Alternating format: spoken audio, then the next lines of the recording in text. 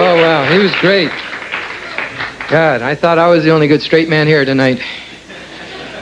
We want to move with another comedian who wrote me this introduction. He said, "Dear Dick, please say that after conquering the nightclub scene in New York, I moved to Los Angeles." There's another one. "And now both act and write for TV and movies, as well as continuing my stand-up career in nightclubs. And I am very proud to say that I speak with the easy assurance of the unconsciously ignorant. Ladies and gentlemen, please welcome Richard Lewis."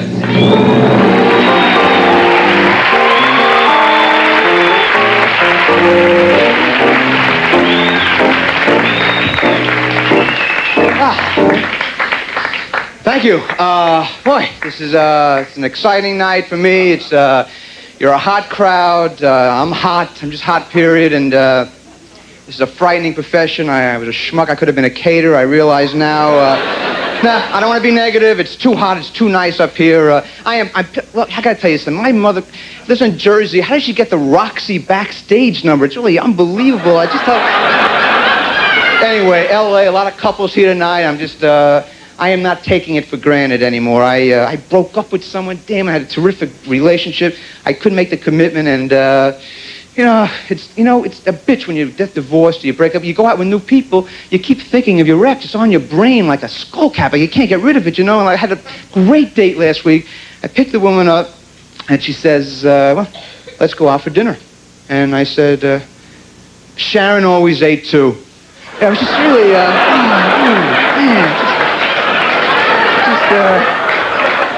it just put such a damper on the whole leaving there, and after I split up, I couldn't live alone. It's frantic time living alone. I went to one of these roommate places. I swear, I never thought I would do this. You hear about people going, spending bucks, $50 to try to meet a roommate from a computer. I feel like a fool, but I did it because I was desperate, and I go in there. It's in Westwood, and the woman took my money, and I was meeting my prospective roommate, and she said something like this. I don't mean to be sexist. I don't do any women's voice, but she said, "Well, I'm quiet, and I'm a writer. I'm 37, and I work for UNICEF." Well, hey, bingo, that sounds great to me. Move right in, a furnished apartment in Westwood. It's sort of a, debilitating apartments. They give you all the furniture. I had a picture over my couch. It was a rabbi on a Brahma bull. It was really, it was horrible. And we're in there in this furnished apartment. And the first night, she's typing away. It was quiet. It was fantastic. I knock on the door. I go, "Look, Helene, I just want to, make an impression." I actually said I want to make an impression, which that was a stupid thing to say. I said, "I'm going to go get some chicken now. What do you want? Colonel Sanders, whatever you want. Get the backs, the sides, the wings, whatever you want. On me. On me." And she turned around and she said, "Your mother sucks cock in hell." And her head spun around. It was like, wow. It was like pea soup came out. I had to get across. It was, that's why I don't trust anyone. That's the problem. It's just, I left my shrink too soon. I had to take an incomplete. I just don't know what I'm doing anymore.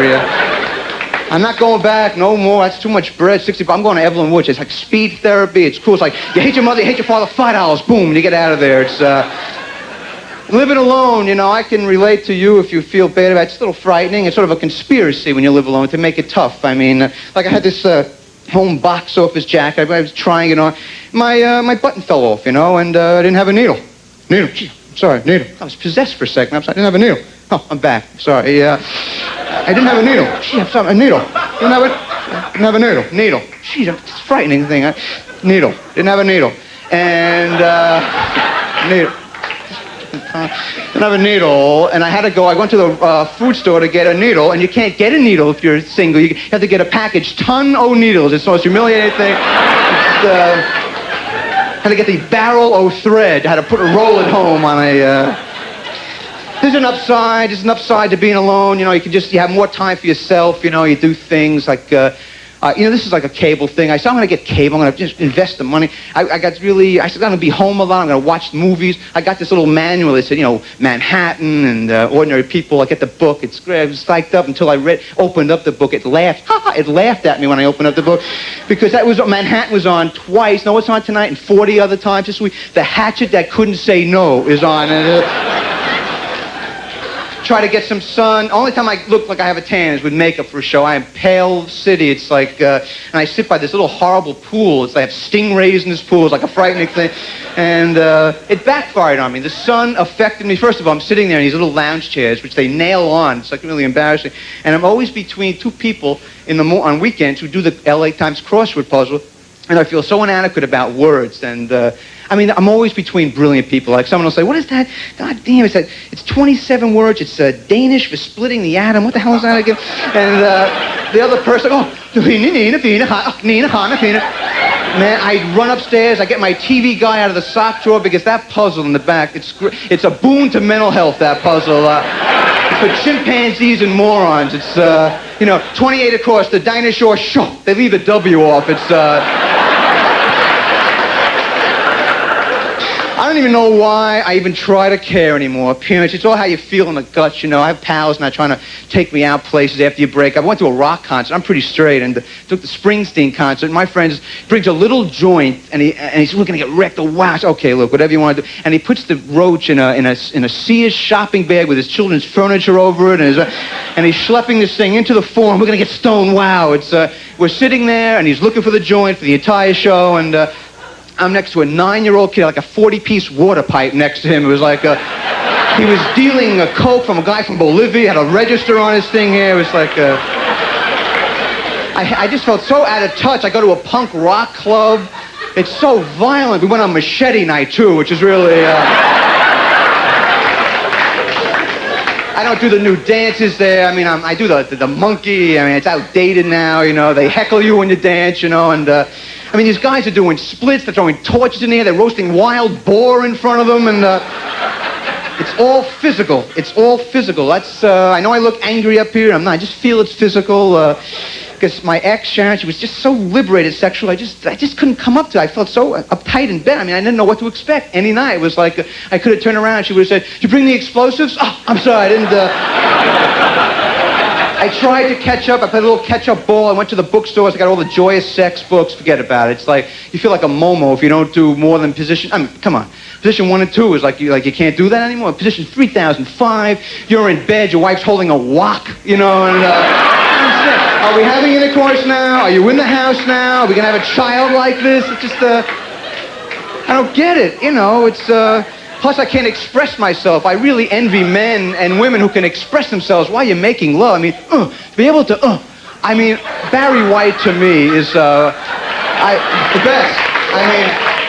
To be able, I love you. To be able to, like that, it's just, I go to this institute in Torrance out here. I get the cassettes, and I just can't express myself sexually. When I'm like really feeling great, I write little handwritten notes. I slip under the pillow there.